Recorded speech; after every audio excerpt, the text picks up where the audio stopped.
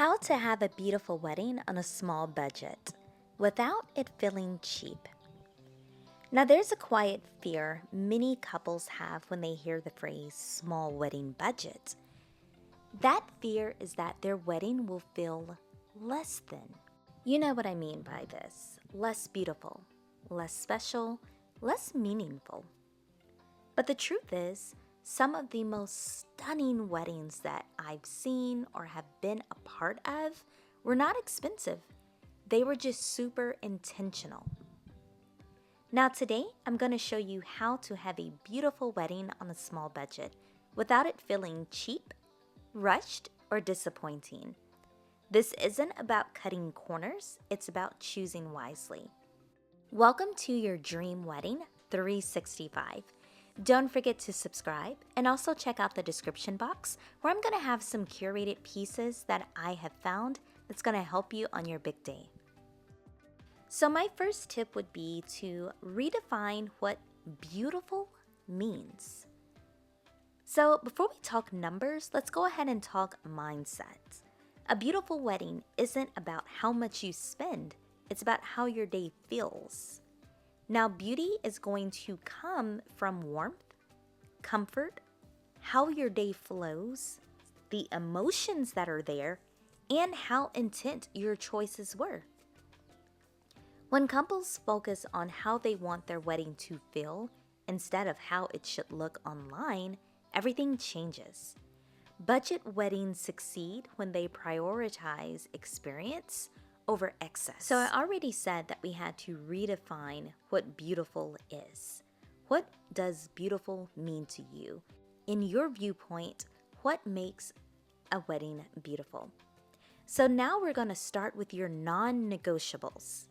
Every couple should choose 3 things that they're willing to spend on. 3 things, and there are a lot of things in a wedding to choose from. Just pick 3. And you're going to protect those items fiercely. We're going to come up with some ways to be able to get exactly what you want from those items. So, your non-negotiables might be photography. It might be food. It might be music. It might be a certain intimate venue that you've always had your eye on. It could be the guest comfort experience at your wedding, or a very meaningful ceremony. All those things are great. So I would just go ahead and pick the 3 that mean the most to you. And once you identify what truly matters to you, the rest become easy. Trying to make everything perfect, everything top of the line, everything this show-stopping adventure is what blows your budget. Choosing what matters the most is what creates peace and really ensures that you have everything that you want and need. My next tip would be to choose the venue that does the work for you. And no, I'm not talking about people that they have on staff to help you set up. I mean, one of the biggest budget traps is choosing a blank venue that requires a ton of rentals and decor and all of this other stuff. Instead, look for items that kind of does that heavy lifting for you so you don't have to worry about transporting a ton in. So check out parks, gardens, backyards, because that's going to ensure that you have a beautiful backdrop because you're seriously in the beauty of nature without bringing in tons of floral arches and jazz like that. Also check out community halls, restaurants, or small historic venues. Museums are a godsend. Also, libraries.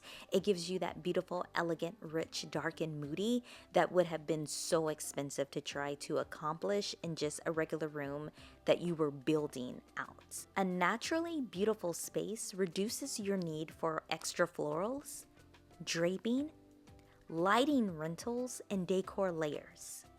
If your venue already has beauty and charm, you save before you even begin. That is winning. Now here's one that is usually hard for a lot of couples. Simplify your guest list. Now this part is emotional, I know, but it's also very powerful. Think about it. I know that you want the whole world to hear your love story and to know that you all are getting married and to see it in person. But every guest adds cost.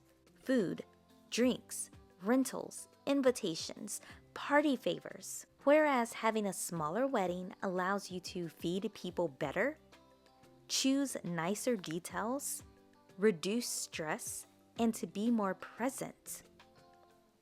A smaller guest list often results in a richer experience for everyone.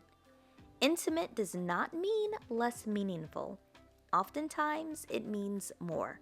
So I've had so many brides that ask me, okay, but what's the workaround? How can I do that? Here's my tip. Have a wedding that's on the smaller side, but very elegant and nice. And then have a super nice get together or brunch at your house or your parents' house or a friend's house. And then you can invite all the people that you initially wanted at your wedding. Most people will understand, hey, we're having a really private, small, family-oriented wedding.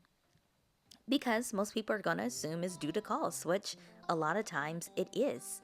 But having a brunch or a late dinner or something like that where everyone can be included lets them feel like they are still part of it. They just didn't go to the ceremony. Next tip, rethink flowers completely. Flowers are beautiful and also very expensive. Now, budget-friendly flower strategies include using greenery instead of actual blooms, choosing in-season flowers, repurposing ceremony florals at the reception, and that means the florals that you had surrounding you during the ceremony, you can actually bring in the reception, double dip it, the flowers are still good. And also mixing real flowers with high quality faux florals, or focusing on one or two statement arrangements. Most guests don't even really notice the difference, but your budget will definitely notice it. Next, let food be simple, but delicious. Now, a smaller budget doesn't mean boring food. In fact, simple menus often perform better. So consider brunch weddings, a buffet or family-style meal, food stations, comfort foods done well, or fewer menu options with higher quality. No need to have 4 different entrees. Listen, it's overkill. Have 1, maybe 2, and that's it. Guests care about flavor, timing, and portions, not presentation tricks. And remember, well-fed guests equal happy guests. My next tip would be to skip the details that no one remembers. This is where many budgets quietly disappear. Details that are often forgotten would be excess signage everywhere, overly styled table decor, elaborate favors, trendy installations around the room, or very complicated stationery. Instead, invest in music, lighting, really comfortable seating, and the flow and pace of the wedding. People remember how they felt, not how many different fonts that you used. Next up, choose your dress with intention. Your dress does not need to be expensive to be beautiful. Let me repeat that because a lot of brides don't understand that. Your dress does not need to be expensive to be beautiful. Your dress is nothing but an accessory on you. You're the beautiful one. Now, smart dress strategies include shopping some of the sample styles, some off-the-rack options, even second-hand gowns. You can get some beautiful pieces second-hand because most people purchase them, wear them one time, and then that's it. So a lot of these pieces are still practically brand new. Also, prioritizing the fit and the beauty of the dress over the brand name of the dress. A well-fit, simple gown almost always looks more expensive than an elaborate one that doesn't fit well. My next tip is to use time as a budget tool. Long engagements can save money. I know you get engaged, you're just like, let's just do it. Let's get married in a month. But listen, hear me out. Long engagements allow you to shop some of the sales, especially like seasonal sales. It also gives you time to compare vendors, to DIY slowly without stress, and to pay in increments or stages. There is nothing more stressful and chaotic than having a wedding that you have to do a ton of DIY, put together things for, and only having a couple of days to do it. Oh my goodness, no. Do it where you have a lot of time to invest, and I'm telling you, it's going to make the overall experience so much better. Time creates options, and options protect your budget. My last tip would be embrace imperfection. So I'm going to say something that a lot of people don't say. The perfect wedding does not exist. Something is going to go off script, and that's okay. The most beautiful weddings aren't flawless. They're warm, they're joyful, they're human, they're fun.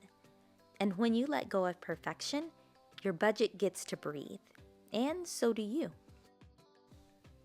Okay, so here are some of my final thoughts. A small budget does not mean a small wedding. It means that you've made some really thoughtful choices. You clearly listed your priorities and what was important to you. It means that 9 times out of 10, you aren't stressed out, and there's more of a presence there. When you spend intentionally, like looking where every dollar is going, your wedding becomes richer, not cheaper. Now, if you want more guidance on planning a wedding that feels beautiful, meaningful, and financially smart, make sure to subscribe. I post weekly videos to help you plan with confidence and not pressure. Thanks for hanging out with me. Don't forget to check the description box, and I'll see you in the next one. Bye, guys.